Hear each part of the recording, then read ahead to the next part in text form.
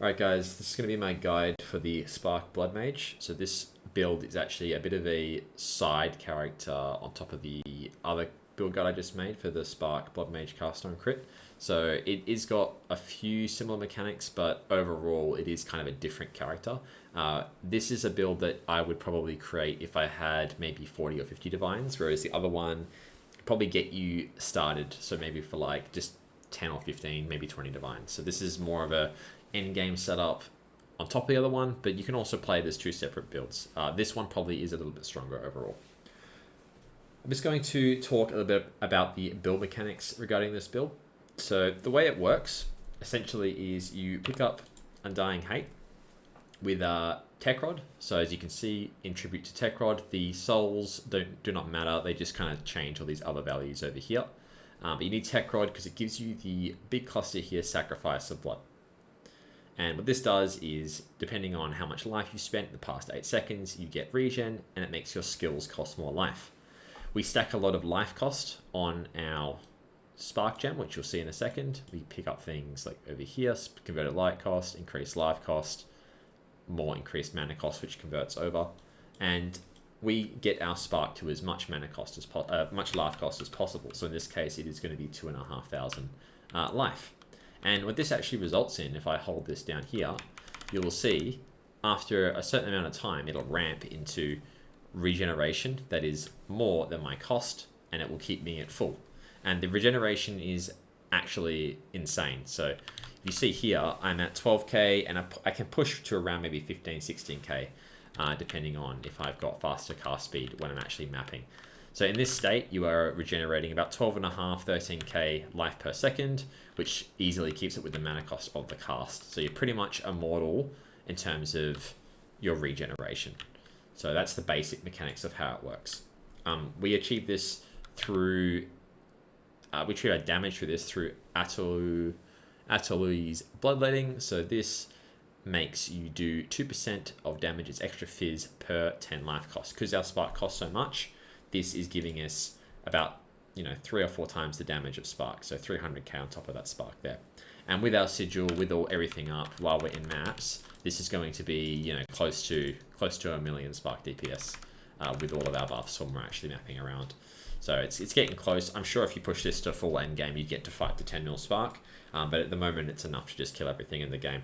So it is kind of a couple of OP mechanics put together. I don't think it'll necessarily be nerfed, but it is probably a bit too excessive for the league, but that's not on me to decide. So yeah, that's the basic build mechanics, and I'll get into it. Alright guys, the skills are going to be pretty straightforward here. So we actually only have at the moment, I guess 2 skills on our bar. So we have the Spark. The Spark setup at the moment is Fork, Projectile, Acceleration 3, Mobility, Rapid Casting 2, and Atalui's Bloodletting. Now, these two, this Fork and this Rapid Casting, can probably be swapped out for other things. It's probably not optimal, but for now, it's just what I'm using. If you want to make the Spark cost more, you could definitely put some gems in that make it actually have a higher cost multiplier, and that'll make it do more damage overall. So it's something I'm still messing around with. I'll probably have the updated ones in the max roll that you can see after, but just to get you started, this is something that you can work with that one. And then we just have our Sigil of Power with Magnified Area, Prolonged Duration, Cooldown Recovery 2, and Rapid Casting. So not too much on the skills. At the moment, Atalui's Bloodletting is going for, let's just have a look. So here you go. It's going for around 545 exalts, or about 6 divines. So it's something that's probably going to go up a little bit in price, but it is key for the build to function. Okay, now we're going to have a look at the passive tree, and it's changed a little bit from the passive tree we had before. We've dropped things like energy retention. We have dropped a few more crit nodes because we now have the Wrath Pith, which you'll see in the gear shortly. And we've kind of maximized cast speed and increased life cost throughout the build, as well as maximizing dual sockets. So basically we come through the middle here, we get these nice crit nodes mainly because they have cast speed on crit. We get the blood transfusion and sacrificial blood for more increased cost. Some more cast speed down here with increased cast speed if you've crits. This one here, 16 cast speed, coming around to jewels, and then blood magic as well. On the right side, we path up to this jewel socket, so we have Undying Hate hitting the Sacrifice of Blood and not disrupting too many other parts of our tree, because this thing does change some of the nodes.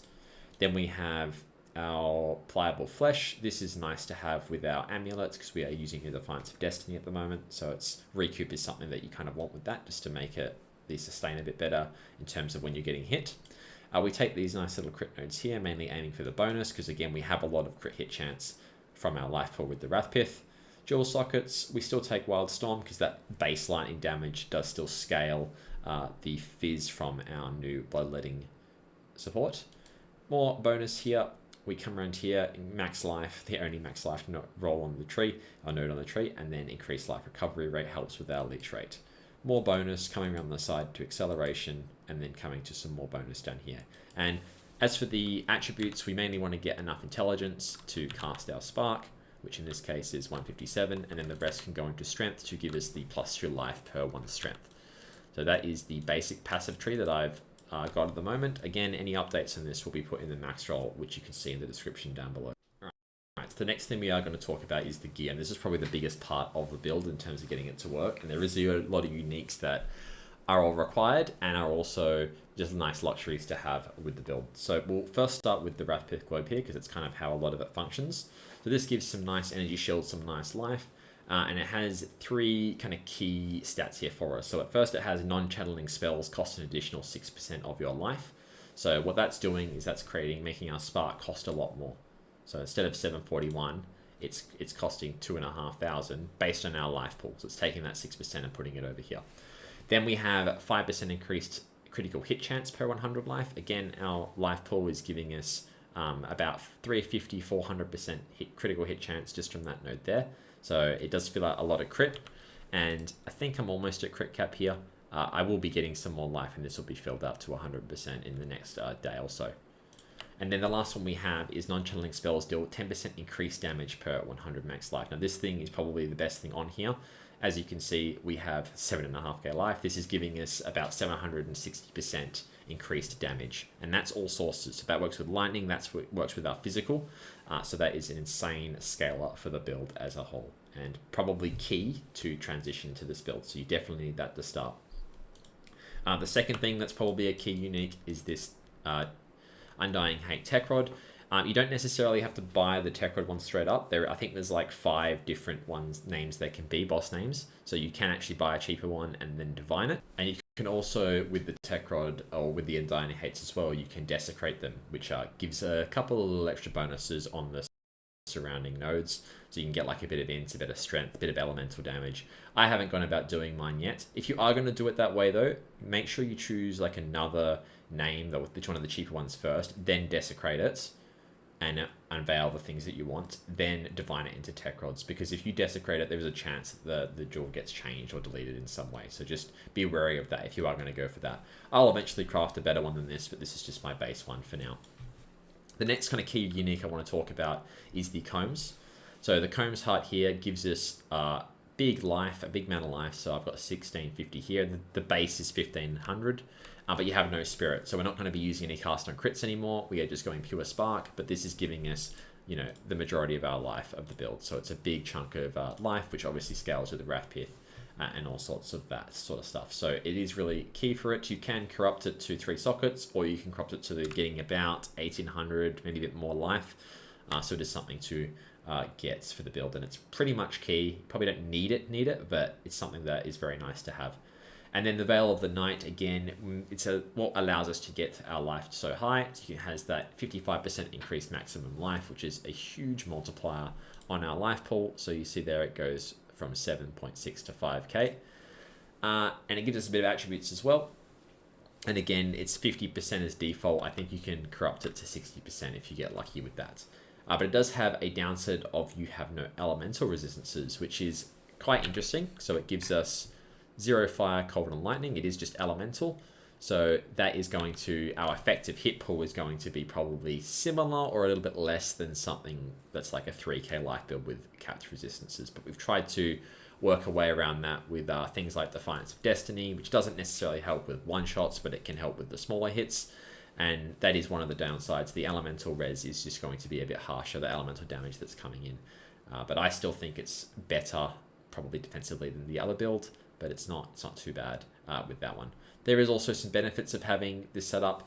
You don't have necessary elemental res, but you do have chaos res with a higher life pool. So your chaos is about 2 or 3 times more effective.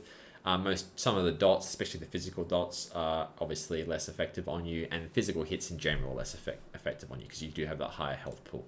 So yeah, it does have a downside, but overall we counter it in a few ways with that one. And I am using the Defiance of Destiny here. This could be a +3 projectile or all spells amulet with cast speed and life. It could be something different in general. You could still probably use Acquire if you wanted to. I'm just testing this out to see how it goes. The way the recovery of missing life works is basically you get hit, and if the hit doesn't one-shot you, you're basically going to recover that life. So just think about it as if you're going to get hit and it's not going to kill you, this is actually giving you a 20% damage reduction. And it does go to about 24 or something like that with that. So it is quite an effective means of those smaller hits for that one. And then we're looking at our other pieces of gear here. We have the wand, which is just same as one I had in the last video, +4. I've got a Lucky Corrupt with the +2, spell crit, increased cast speed. And then every other piece of gear, because we don't need to get elemental res, we can get things like crit damage, we can get rarity, we can get chaos res, we can get, basically we don't have to get resist, so we can stack that other stuff. Strength is also a really good one to get, strength or int, because you can obviously respec the tree accordingly to that. But we've just got that across the board. So the belt here, we've got strength, chaos, fire res with a big life roll. And we have our boots here. We've got movement speed, life, chaos res, increased effective socket items with the 2 sockets, and increased rarity on that as well. At the moment, I'm cheaping out and using the movement speed penalty from using skills while moving. So this one basically allows you to stutter step cast a bit better. I don't slow down too much. But as you can see, the move speed's a little slow at the moment. The Comb's Heart does lower it by 5%, so only about 30. Eventually, I will get the movement speed runes. They cost about 5 or 6 divines each at the moment, so that will give us the 20% extra move speed. And we'll be sitting at about 50% then, which is going to feel a lot nicer in terms of the clear. But it's something that you're just going to have to throw money at to make it, kind of worthwhile for now. As for the jewels, we have the same jewels as last time. Basically, crit damage, spell hit, spell damage, LE damage. We've got a bit of cast speed. I still have the Heart of the Well. I do have gained 14% damage as extra lightning and lightning lucky. I don't think this is as necessary with this setup, but I'm still using it for now. And yeah, that's basically the main thing with it. You can also get some Grand Spectrum Rubies, which if you have 3 of them will give you 18% increased max life because it gives you 2% max life per Grand Spectrum. They're sitting at around 5 or 6 divines now as well, so it's something to increase your life pool. You might go down a little bit in damage because you're losing the crit hit damage on the jewels, but it is something that will increase our life pool overall, which would be quite nice. Alright, as for my final thoughts on the build, I do feel like this is a slightly stronger version than the cast on crit one in my last video, but again, it does cost more. So if you're sitting at, maybe 50 to 100 divines, I probably would put this one together. But if you're, feeling you don't quite have that much yet, maybe you have about 15 divines, 20 divines, it's probably better to start with the Bloodmage, the cast on crit spark one with a lightning bolt, and then you can transition to something like this as more of an endgame setup. At the moment, it's doing some serious damage. There is a lot more scaling in this as well, so you can scale it to probably, I want to say 3 mil spark DPS if someone wants to max out all pieces of gear and use an amulet as well. And it is just a lot of damage overall. But it's a really, really strong build. I hope you guys kind of like the build showcase, the build overview, and good luck putting it all together. If you would like to see me playing this live, you can have a little look on my stream. I stream over on Twitch, that's Squishy2244 on Twitch. And if you would like to see more videos from me, so maybe some updates on this character, feel free to drop a subscribe. And I really appreciate all the support, guys. Hope you have a great day. See you guys.